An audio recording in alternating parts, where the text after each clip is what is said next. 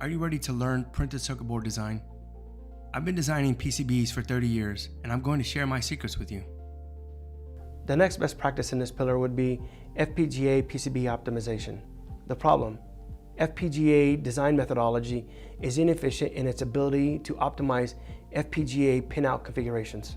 The roadblocks: it's too much overhead to set up, implement, and maintain, as well as the FPGA tools are good enough even if they don't consider layout. The best practices for this pillar would be to utilize the FPGA PCB integration, as well as to configure the FPGA pinout routing optimization, and to enable FPGA pin swapping capability. The value you're going to get from these best practices would be reduced design cycle time, optimized FPGA PCB integration, as well as reduce or prevent EMI or SI issues, a tightly integrated integration, as well as you're going to remove the potential for errors or respins.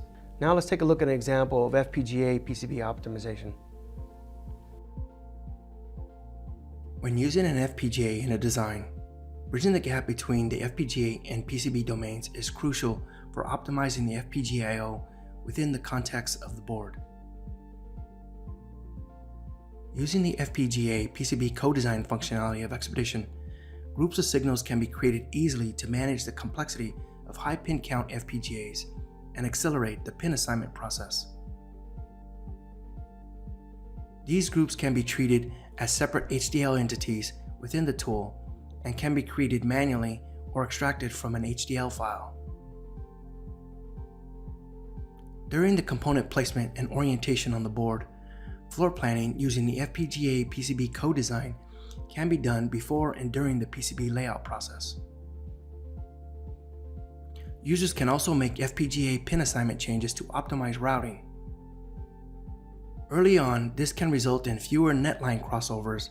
However, during the entire design process, the benefits can include reducing layers, minimizing signal integrity issues, shortening traces, and reducing the number of vias used.